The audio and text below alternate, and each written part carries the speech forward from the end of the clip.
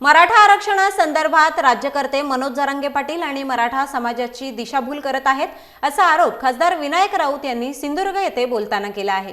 तर राम मंदिर उभारणीसाठी ज्यांनी प्रयत्न केले त्यांचा राज्यकर्त्यांना विसर पडला आहे। महागाईवर नियंत्रण ठेवण्यात देखील भारत सरकार फेल ठरल्याची टीका यावेळी राऊत यांनी केली आहे।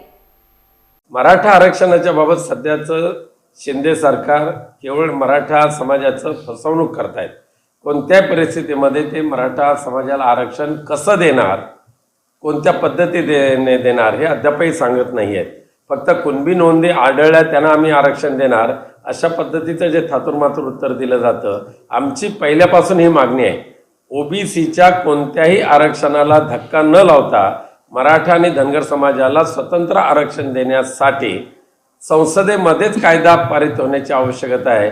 परंतु हे जे निर्लज्ज राज्यकर्ते केवळ आणि केवळ जरांगेंची दिशाभूल करतात असं माझं स्वतःचं मत आहे।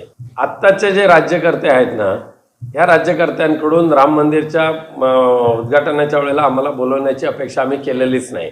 राम आमचा आहे, राम मंदिर आमचं आहे, आम्ही कधी जाऊ शकतो। पण राम मंदिरचा आंदोलन ज्यांनी केलं आणि राम मंदिरला खरं उभारणीसाठी ज्यांनी विशेष प्रयत्न केले त्याच्यामध्ये हिंदू हृदय सम्राट बाळासाहेब ठाकरे असतील, आदरणीय लालकृष्ण अडवाणी असतील, मुरली मनोहर जोशी असतील, सुषमा स्वराज असतील, काही आज नाही आहेत, काही आहेत, पण ज्यांनी योगदान दिलेलं आहे ना त्यांचं पूर्णपणे त्यांना विसर पडलेला आहे।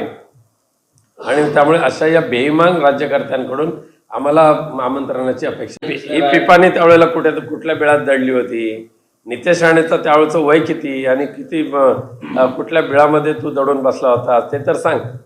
बाबरी मशीद पाडल्यानंतर हिंदू हृदय सम्राट बाळासाहेब ठाकरेंनी घेतलेली भूमिका आज संपूर्ण जग जाणते। पण असले बेअक्कली लोक स्वतःची जी पोपटपंची करतात त्याला किंमत देण्याची मला आवश्यकता आहे। खरं म्हणजे आपल्या देशावर एवढं कर्ज आहे, एवढं कर्ज झालेलं आहे आता की ते कर्ज फेडायला जवळजवळ पुढची 50 वर्ष जातील।